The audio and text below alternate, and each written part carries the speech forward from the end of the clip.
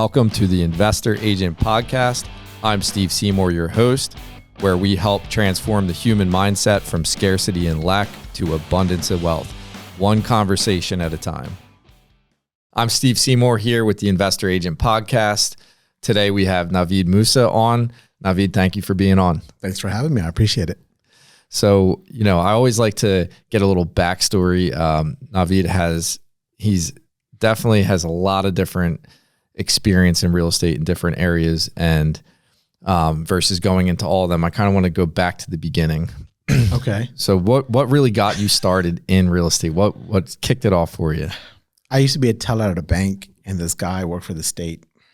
He'd come in every so often with big checks from his name or his wife's name. Curiosity at the best of me. I said, "What do you do?" I was like, "I know you work for the state, but you're also got these big checks." And he was like, "What are you doing Saturday? Can you meet me at this? Give me an address." I said, "Okay." So I went down there and he showed me. And it was house hacking, as they call it now, right? So it's a 3-unit place. He was like, "I buy it. I tell him I live in it. And I rent out the other 2. And I use FHA financing. And then I just refinance it out." And I'm like, "Wait, what?" So that got my interest. That he would just refinance and cash out. So then that was the Burr method and the whole house hacking. So these big checks was really what it was. It was the big checks. I'm not gonna lie. Bank teller, and you're like, "What is going on?" Yeah, I'm making my $750 an hour. He's not making $750 an hour. And so I said that got me interested. I'm not gonna lie. It was the money. Yeah, it is what it is. And so I bought my own place in 2000. It got foreclosed on. 2001. Oh, wow. Right, a couple years later, it gets foreclosed. I'm like, yeah, real estate sucks. It's not for me. Education. Yeah, education. Hard knocks, right? So anyways, so that was that. I back out of it saying real estate sucks, and then I'm talking about it so much that my brother gets sick and tired of it. And for my 30th birthday, he's like, "Here, I bought you the real estate classes. Go get your license." Sick and tired of you talking about it. And in 2005, May 31st of 2005 is when I took my test and I passed Got licensed. And that was it. And the rest, June, July, 2-3 months later, I put my notice in at my job and no plan except to go do real estate. That was it. And when you say do real estate, did you go down that traditional path of doing the sales end? I did the sales end. I realized I sucked at that. I really, really bad. I did. I was not a patient guy. Is that why you wear the shirt? Yes, unemployable? I can't work for anybody else. Yeah. I can't. So I did it. I sucked at it, and I realized I sucked at it, and so I went into the investing side. And the funny thing is, I just thought every realtor knew the investing side. I just assumed that, well, if I know it, you know it, know it, so forth. That wasn't the case. They don't teach you that in the real estate licensing, do they? No, they don't teach you about BPOs. They don't teach you about. They teach you CMAs. Yeah. For listing, find off-market deals, how to negotiate, private money lenders, hard money lenders. None of it. And I'm just like, why not? Why aren't you showing this stuff? Yeah, they keep the best part of the business hidden. Yeah. So anyways, so that was that, man. And I just been down that path for over 15 years. That was it, That's cool. So tell us what really got you shifted from the because once you build that sales funnel, you get in the routine of things, it's actually hard to change direction sometimes. Did something happen that had you get back into the investing? So and what does that progression look like too? So everyone's experiences are different, right? It all depends what you go through. So for me, when I got my license, I went into the investing side as far as not really being an investor, but doing a lot of foreclosures. Working, okay. Yeah, working as an REO agent. Okay. Yeah, so directly with the banks directly with the banks, getting listings and stuff like that, and doing that. And then I would see investors take my listings, if you will, and then do a double close right at the table. So they were wholesaling it, I guess. Yeah. But they're doing a double close. And I'm seeing, again, more checks. And I'm like, what is this? What's this about? Wholesaling side of stuff. And so I'm like, okay, I like being an REO agent because it's fast paced, it's aggressive. But I like the investor side. So how do I kind of marry them both, right? So that was a big, hard goal I wanted to kind of accomplish. And it was a struggle. And so the more and more I did it, the more and more I said, hey, there's something here, I think, as agents, if I put my realtor hat on, we're not getting, right? It's like a switch, if you will. And that to me, it was, well, how come as a real estate agent, I get licensed, all that kind of stuff, my commission check is $1,500. But as an investor, my check is 10x that number. I know the feeling. Right? So you're like, what did I go to school for? It's a very, very similar story to what happened with me, but it's interesting. Yeah. Right? Yeah. So then, obviously you saw the writing was on the wall and you're like, I have to get on the other side of the table. Yeah. And it wasn't just, don't get me wrong, money's awesome, but it was the freedom that it kind of bought you, if you will. And by that, I mean, the investors I was dealing with is here Friday, I'm getting ready to go home or go do some showings and tasks on Saturday, Sunday, where they're going away for the weekend. And I'm like, I should be going away for the weekend. I'm doing all this work and you're getting the conversation. I should be doing this. So I had and it was a balance because as a real estate agent, you know, you got open houses, showings and all this kind of stuff. I'm dating myself because this was back in the early 2000s or earlier on in the decade or the century, whatever. How do I do that? And your broker, respectfully, your brokers don't want you to do wholesaling. They don't want you to invest because they don't get that money. Right. It doesn't fuel their business. No, it doesn't. And it fuels your pockets and lines your pockets, not theirs. Exactly. And I hope I don't know what you guys allow, what you don't allow, but like. Well, we want to keep it real. I mean, you know, look, agents have their place and they do an amazing thing for so many clients, right? But then at what point as an agent, you know, are you undercutting yourself when there's investment opportunities for you to buy? Yeah. And you know, you're doing it for a small piece of the pie when you could have a much larger piece of the pie and own it. Yeah. So I jokingly say brokers are the pimps and the agents are the prostitutes. Oh, well. You said it, not me.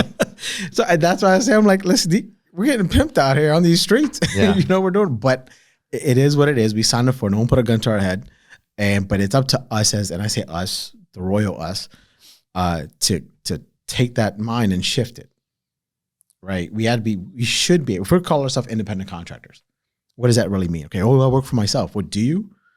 If you have to go out there and market and prospect and look for the next listing or the next buyer for the next property, you're really working for them. You're not really working for yourself.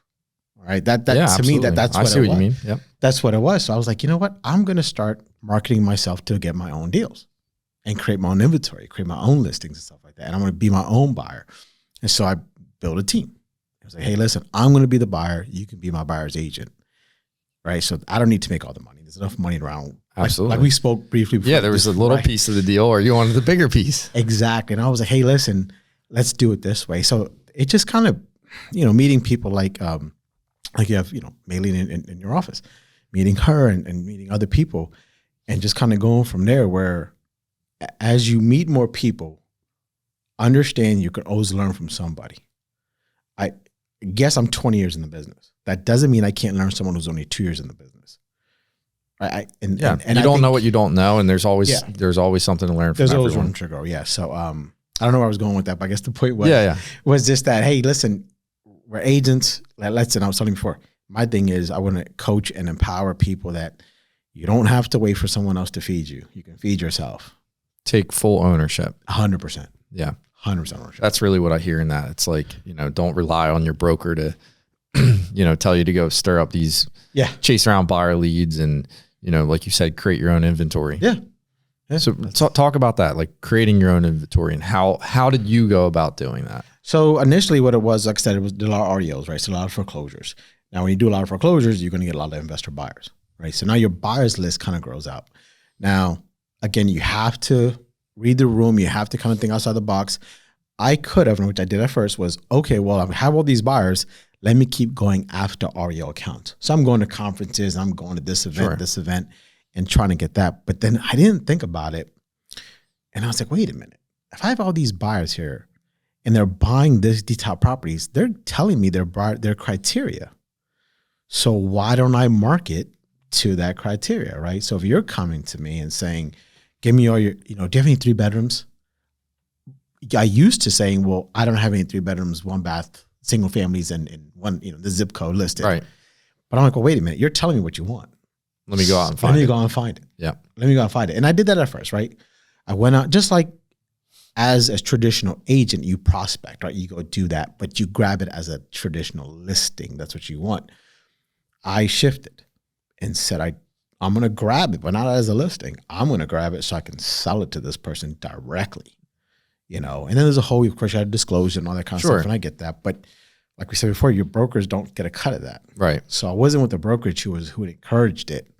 They were kind of like, well, no, if you get it, you should list it and put it through and da-da-da-da. I'm like, okay. And I'm not a broker. I don't want to piss them off. I understand, you have expenses. It's a business. I get it. But at the same time, I'm like, it's not like you're not doing it. I'm doing more for myself than you are. So I get it that you have that, but do you really need to be in my pocket for every last bit of single thing? Mm-hmm. I just didn't like that. Yeah, I get that too. So you shifted from REO agent to wholesaling. Mm-hmm. Mm-hmm. And essentially you've been wholesaling now for how long? Over 15 years. And just scaled that up and got into, why don't you talk a little bit of, fast forward to today, and you don't have to list everything that you're doing, but just at least the major buckets that you have going on. So I've got the wholesaling component. I have a property management company. I've got a construction company within that. And then my latest venture is coaching and mentoring. So it's basically taking real estate agents, empowering them to become investors while maintaining the real estate hat as a realtor hat, and also teaching investors, novice investors, to say, here's how you can get started out there in a more personable way. That's awesome. So you have you basically have the whole gamut, where you have the deal flow coming in with the wholesale deals. Mm-hmm. And along with that, I'm assuming your buyers, right? Your buyers list that will scoop up those properties. Yep. And then you can actually help them with the management end. Correct. So it's an ecosystem. And then now coaching people to fill that whole thing. And it's really awesome what you built. You get plugged into it, right? So we will find, hey, I can show you how to find properties, and you want us to manage it. We have a construction crew. We'll now manage it for you as well. We'll do turnkey. I have guys who's saying, listen, I'm busy. I'm an engineer. I'm a doctor. I'm this. I just want to collect a check every single month. Okay, we'll find the property for you. We'll get it renovated, and we'll get it rented out. And then we'll charge a management fee. And then you're it's a great model you have. Owner, right? So, and it's providing a ton of value because it's really hard to find the deal. It's really hard to manage the deal. Yeah. So you kind of took the two hardest pieces out of the equation for an investor that, maybe has a W-2 job that has the income and they want to diversify into real estate as a alternative investment. And it's funny you say that because it was dumb luck. I was selling my coaching course to somebody in California. And I said, hey, it's going to take 5-10 hours a week of your own personal time to learn how to get these deals and whatever. I'll show you, coach you, but you have to go do it. He's like, I don't got that time. I don't want that time. Can I just pay you to do it?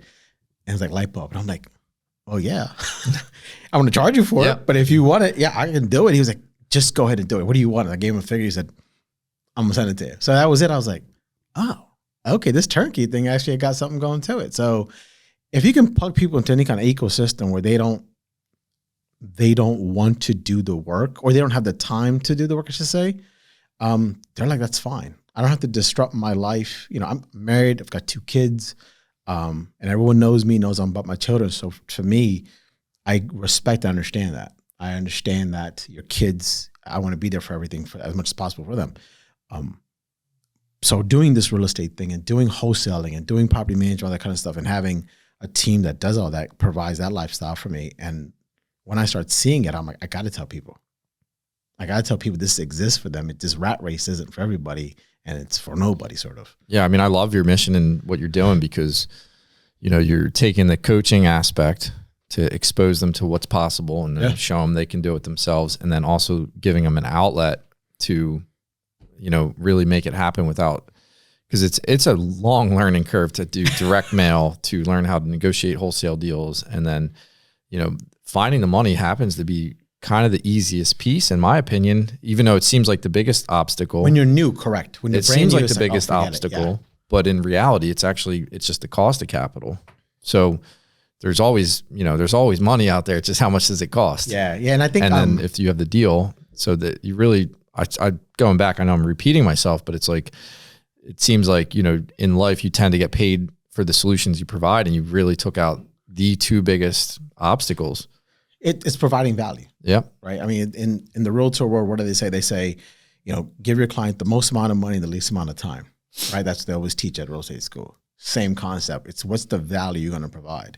So if I can plug you into an ecosystem that takes all the guesswork out, why not? And if I can show you how you can show your family and friends to do what I do, and that's it. To go back to your comment, The capital is the easiest part. Getting the money isn't, not that it's not hard, but it's a lot of people think, well, I don't have any money. You don't need to have money. Yeah, it's not hard to get money if it's hard money. Yeah. Right? It's just, that's more about just the deal itself. Yeah. There's always money out. The money will follow the deal if you have it. Yeah. And I think it's a personal relationship with money, right? So a lot of people think, I don't like to ask for money. I don't like to borrow money. And I get that. I do. I totally get that. But it's back with the mind shift. If you can switch it to where you're not asking for money, where you're providing an opportunity for someone else to invest. For someone to invest. Yeah, that's smart. Then they go, oh, right? Because big shift. Exactly. Hey, can I borrow $100,000 for this house? Wait, what? Hey, you know what? I have a house over here. I have an opportunity to get it at a really good price. I have a contractor lined up, and I spoke to a realtor already. If you want, you and I can partner on it. It's going to take $100,000 of your cash to put into the deal, but I can manage the heavy load of it. I asked the same thing 2 different ways. So it's that shift. It's the presentation of that. If when you're asking for money, you're not going to get it. Yeah, it shifts from what's in it for me to what's in it for you. And it's a big thing because I've seen that as well. And you're ultimately saying the same thing. Yes. But one way is a benefit to them and one way is a benefit to you. Yeah. And exactly. Everyone wants to win, right? So, yeah, and that's but what you can create a win-win. Absolutely. Especially in this, I mean, you know, you've been in just, if not longer, right? There's so many avenues of real estate. So there's wholesale, there's the Burr method, which I don't know what is going on, but Burr method seems to be like the hot topic. Yeah. It's been around for such a long time, you know, but I'm like, and they're like, oh, Burr. I'm like, okay. And like, but I have guys like us have to remember the Burr method was the Burr method before it became the Burr method. Yeah, before there was an acronym for it. Yeah, you know, it's kind of like, yeah, I know this. And I'm like, well, what is it? I'm like, it's this. Oh, wow. I'm like, really? You don't know that yet? But I have to remember. Yeah. You know, I'm a lot of it's like club. now marketing it online yeah. and the, you know, the exactly. exploitation of information out there. But, you know, there's some really valuable trainings on Burr. I'm not trying to downplay it. No, absolutely not. I'm not knocking it. Yeah. It's just, it's funny because wholesale was at one point, what's wholesaling? Oh, I have no money, so I can just buy this piece of paper and sell this piece of paper. Yeah, but there's a lot more than that, you know? So the Burr method is like the next wholesale as far as the hot topic goes. Yeah. You know, at least that's what I'm noticing. Yeah, they act like it's a 3-step process and you just, you know, click a button and guess what? You're walking away with a ton of cash. Yeah. Tax-free. You know? Yeah. Not always the case. It's not always the case. You know, I just taught that class on Wednesday. It's funny you said that because the one guy was like, we're working over the numbers and he's leaving $30,000 into the deal. He's upset. Right. He's like, wow, I'm not getting 100% of my money back. I'm like, you're getting your full purchase price back, but you're not getting your renovation dollars back. So you're still leaving money in the deal. Yeah. He was like, oh, what I was told on this one particular famous website that I was supposed to get 100% of everything back. I'm like, it's possible it can happen.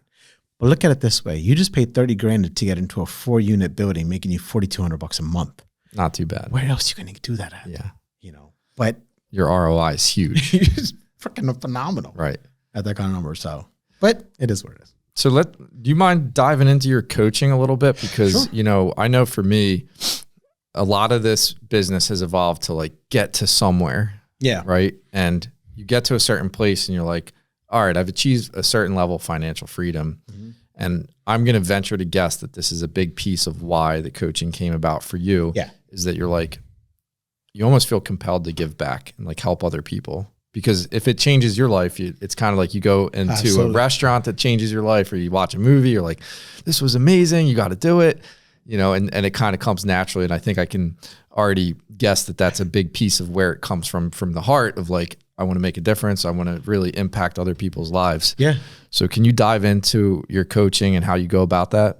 Yeah. So the coaching program I have, and I struggle with it, right? Like when the pandemic happened, when the pandemic hit, everyone kind of like most people, for the first 2 weeks, we went in the corner, cried, and sucked our thumbs, saying what to do, right? And then you get over that, like, okay, shake it off, you know, suck it up, buttercup. Let's move. We're all going to live. We'll be for the most fine. part. Yeah, we'll be fine. So once I got out of that self-pity, the self-loathing thing, I was like, I got to create something. Because I was going to retire. I was legit like, I have everything paid. We have no expenses. We're good. We can actually retire, you know, and I'm like 40, 45, 46 years old. I'm like, we can actually retire. But I was like, there's something in me says I won't retire. I'm still going to be the guy who finds something what to do. So I created this online course initially. Didn't do very well as far as marketing it. So then the coaching aspect came up.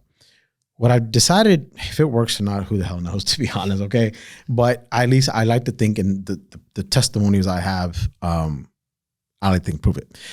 The coaching aspect is, I don't want to create a cookie cutter coaching program. I'm not a guru, not an expert by any stretch of imagination, but it's a coaching program that teaches you how to make an impact in your community. Anybody can go put houses up, put signs up, we buy houses and stuff like that, whatever, which I think is a horrible thing, my opinion. So my coaching program is what I teach is, we teach wholesaling, we teach the BRRRR method, and we teach flipping. No, nothing brand new. What I think makes my coaching program different is the marketing aspect of it. I tell my students, do not go in with the mentality of we buy houses, or I'm here to buy the house off you or steal your home. You go in with the mentality is, how can I help?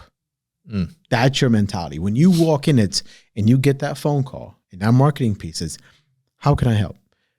Probates is a big thing that I do a lot. And that's an emotional transaction for the person who inherited their home. Absolutely. Right. And probate is someone that lost someone during, from a death, and there's an estate typically involved.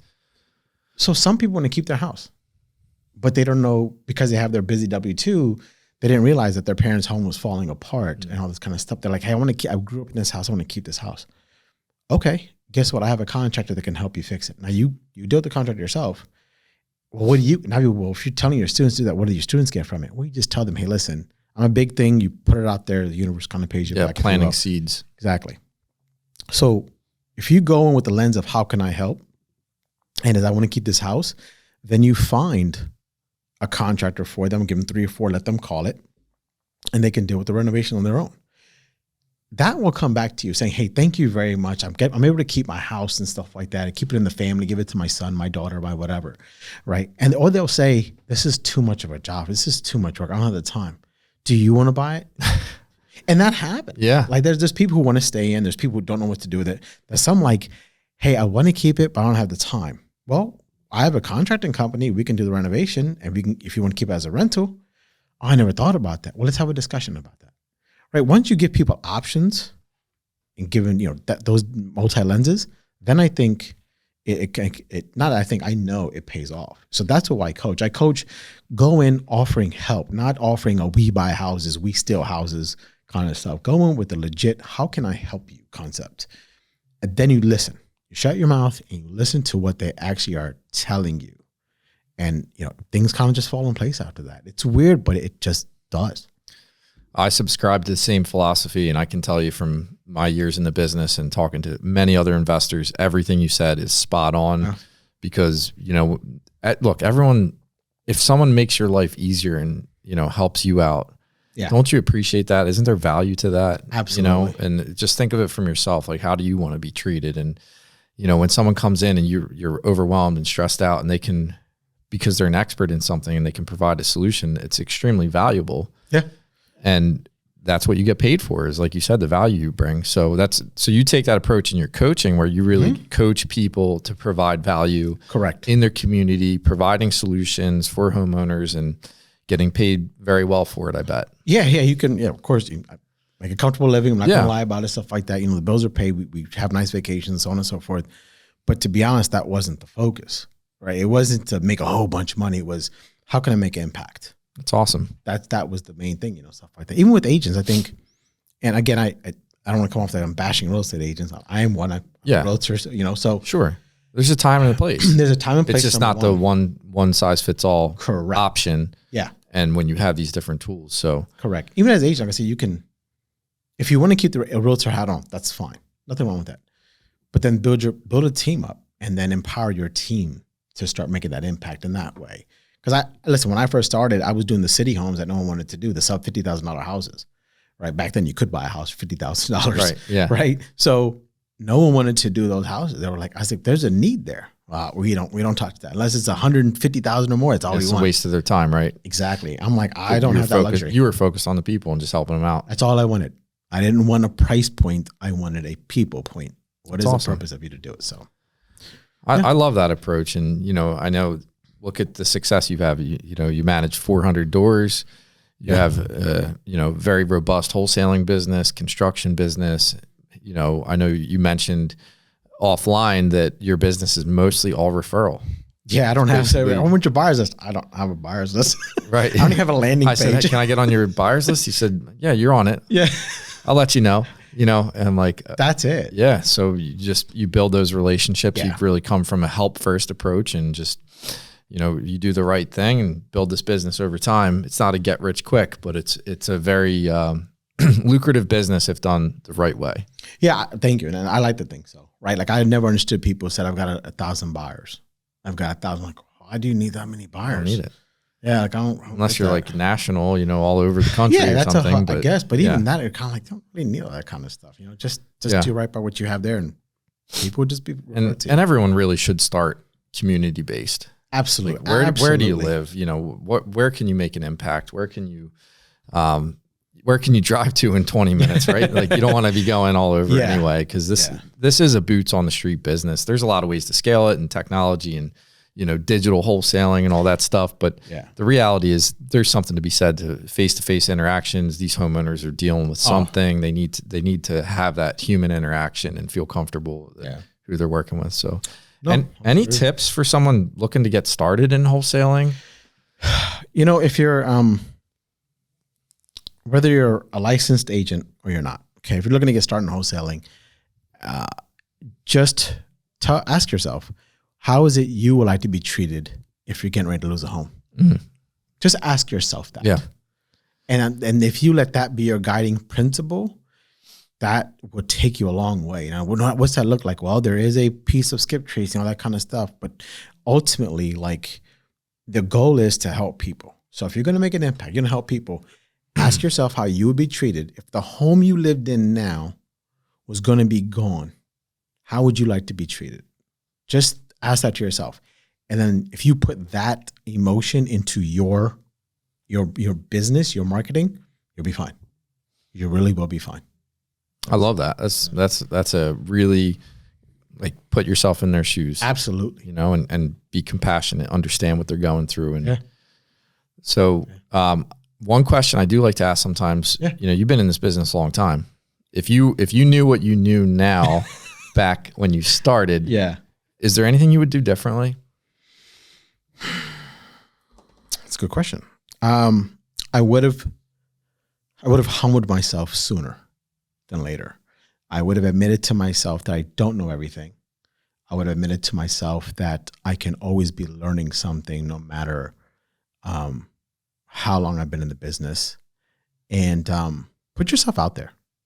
Like, give yourself credit of what you know. Like that, I would say, if I had to pick anything, humble myself, number one. Put your ego aside, number two. And pat yourself on the back. That's okay. You're not bragging. You have something special to share with your experiences. Own it. Yep. That's awesome. Stuff like that. That's great advice. That would be what I would suggest.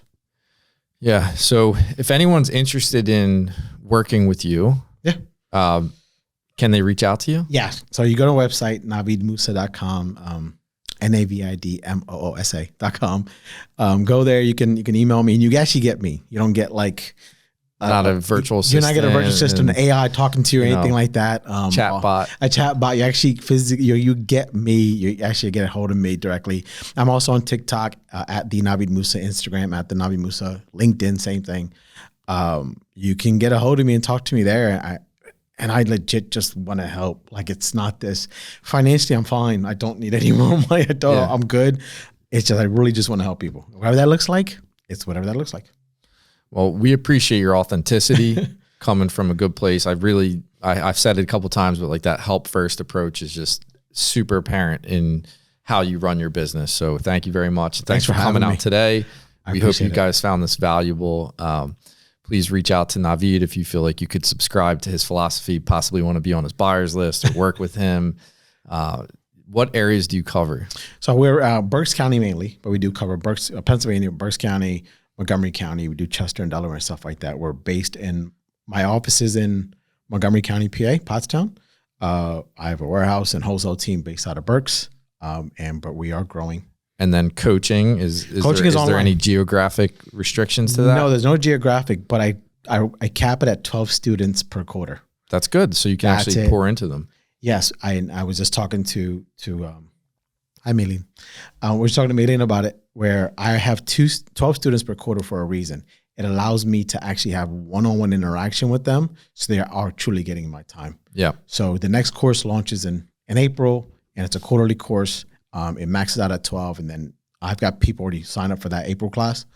But there's room for that one over there. But I do limit it at 12. It's not geographical, but it's physically capped 12 people. That's it. All right. Well, you better get on there and get on the waiting list then. So yeah, great. All right, Navid, thank you very much. I appreciate it, man.